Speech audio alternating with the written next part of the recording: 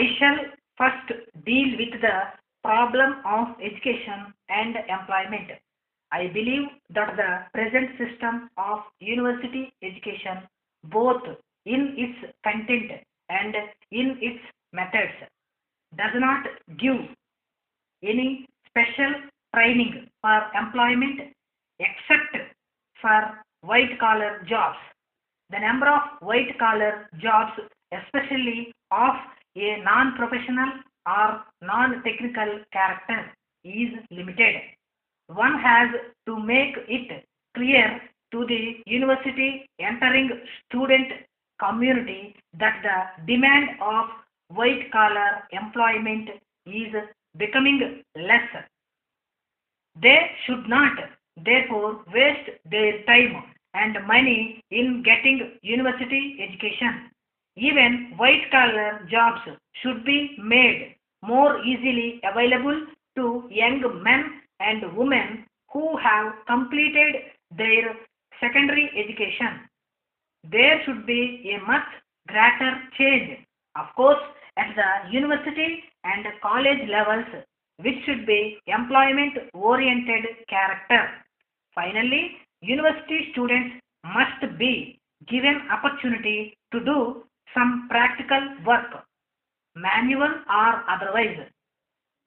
When they finish their education, they will not just become seekers of jobs, but start new economic activities on their own. If these suggestions are carried out, the prospects of rising unemployment among graduates will diminish, if not disappear altogether. Meanwhile, of course, urgent steps are necessary for dealing with the backlog of the graduate unemployed. The second question on which I want to say a few words is the vexed problem of student unrest. This is not just an Indian phenomenon, but of the entire world.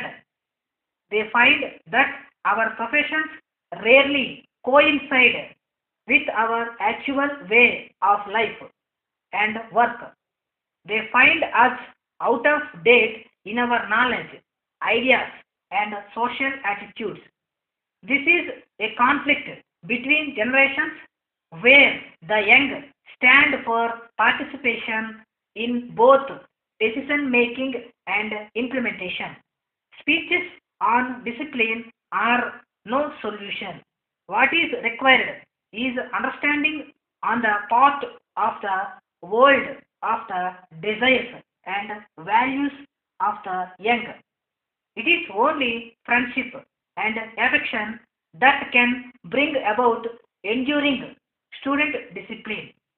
More attention needs to be paid to the physical problems of student welfare and education, such as textbooks, libraries, and hostels. It is also necessary to provide more opportunities for student teacher communications and dialogues. Finally, I would like to say something about academic standards. I know that our academic standards are undergoing changes because of increasing numbers, changes in the media of instruction, and inadequate educational facilities. Our teaching methods have to change with the lecture system by seminars and tutorials. More rapid progress has to be made in the production of high quality textbooks. The examination system has to be reformed. The evaluation must find a place for internal assessment. Our graduates constitute the bulk of what we may call the elite in our society. And it is this elite class that has to inspire the masses of our people with the sentiments of a common nationality and a citizenship. They cannot do if they are themselves divided in their minds and hearts by caste, communal, religious, regional, and linguistic barriers. Those in charge of our universities can do a great deal by instituting among their graduates a sense of Indian cultural unity and national integration. Similarly, it is at the university stage that we can cultivate the sentiments of respect for human dignity.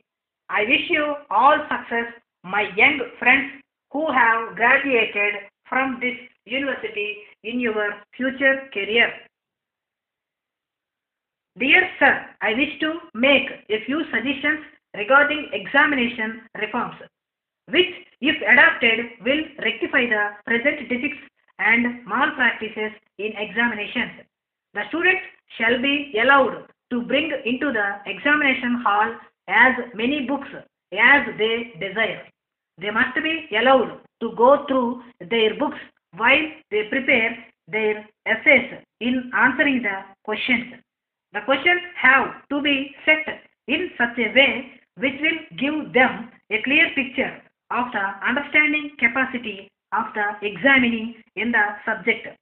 As far as possible, there shall be no direct questions.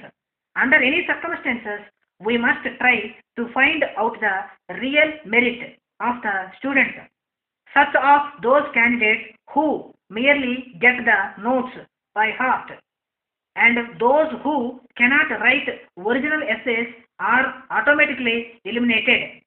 As a result of the present system, only those who are actually teaching the subject shall be appointed as examiners, in as much as they will be quite thorough with the subject.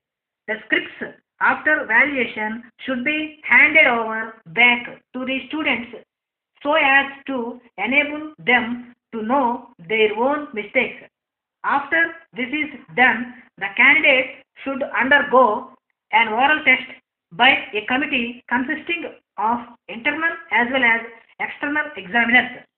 In view of the fact that there is growing unrest among the present day student community, the above suggestions may be considered. I request you to acknowledge the receipt of this letter. Yours faithfully.